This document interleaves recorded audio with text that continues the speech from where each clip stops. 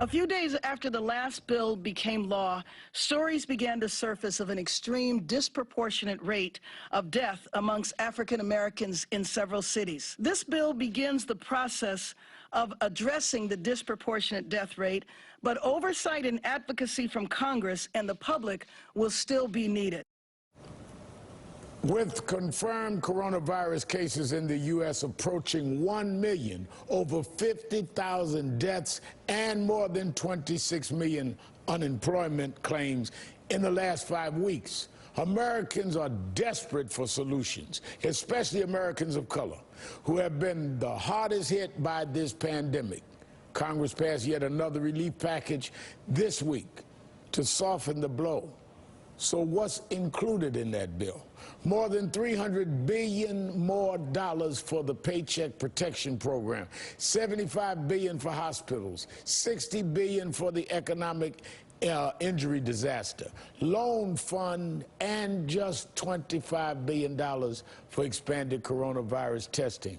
Joining me now is Democratic Congresswoman Karen Bass of California. She's the chair of the Congressional Black Caucus.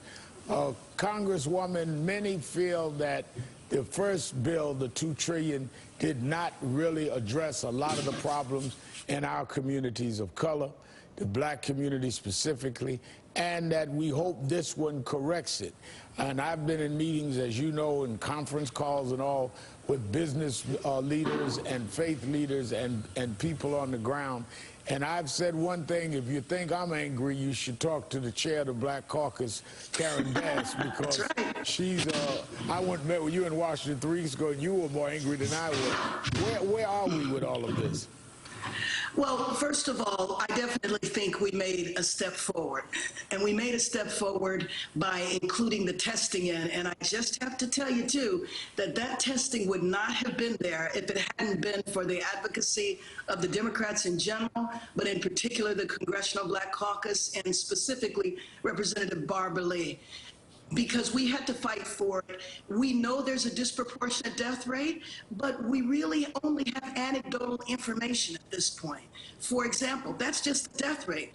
What about the hospitalization, the infection rate, et cetera? And so getting the testing done, and it needs to be focused and concentrated in the areas where we know we have this extreme disproportionate rate.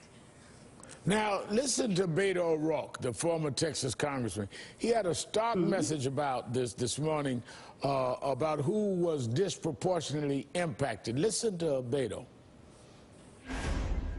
That if we reopen this state, we'll be sending people who earn $7.25 an hour, who are going to desperately be trying to feed their families, into harm's way, meaning it's much more likely that they and their family members are going to get sick and are going to die. And it's disproportionately going to be found among African-American families and Latino families in this state. That's a trend that we've seen borne out across this country. So when our lieutenant governor says there are more important things than living, let's remember who he's asking to die. Wow. And I think that's a very stark statement, because he's saying that when they talk about, well, there's more important things than living, meaning the economy, they're really volunteering, though, mostly lives that are people of low income, black lives. Those are the ones that are in these places that they're opening up. Someone called my radio show this morning and say, what are you talking about in Georgia when you're talking opening up areas that we dominate? There's the racial element here, Madam Chairwoman. Chair lady. Well, absolutely. He certainly wasn't talking about sacrificing his own life. And I think we absolutely need to go and focus where the problem is the worst. And so far, that has not happened. So the bill made an important step forward, but it certainly didn't address that. We need to have concentrated testing. We need the contact tracing.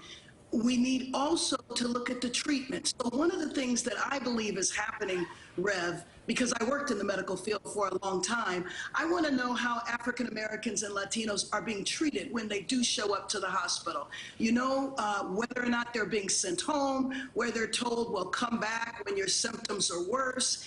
And my concern is that the focus is on the underlying health conditions Because if you're going to talk about diabetes and hypertension and other economic problems, you're essentially saying that nothing can be done now about what is happening. And so there needs to be a strategy to send the fire department where the house is on fire now, and not just in general. We all know that this is a national embarrassment, the fact that the richest country in the history of the world can't figure out how to test its population. No. But I also think the administration is not that concerned about testing because they don't want to know how bad the problem is. Wow. Tomorrow morning, 10:30, the SBA loans for small businesses go live where people can apply, and there's some money set aside for those that are in smaller businesses, because many of the black businesses didn't get any of or no amount to talk about. And I've had Chuck Phillips on here last night, BEA, and we've been working, Robert Smith and many of our corporate leaders, Tanya Lombard and others, around the clock on this. No one has been more diligent than you. Are we going to see more of the businesses on the ground in our communities get the money they need, because they are the ones that really are suffering and are facing closings? I absolutely we are, but I know that there's still going to be more that's needed. And so tomorrow, actually, the Congressional Black Caucus is having a telephone town hall about just this issue, how to access the money, whether you are a small business for profit or a not-for-profit or a church. And so if your listeners want to go to the Congressional Black Caucus website, they can register for the town hall. We also did a town hall on Friday with families who have relatives that are incarcerated, because you also cannot look at the communities with a disproportionate death rate and disconnect that from those who are incarcerated. We think there needs to be early release, but we need to make sure that the people that come out are tested and treated as well. All right, California Congresswoman Karen Bass, thank you for being with us tonight.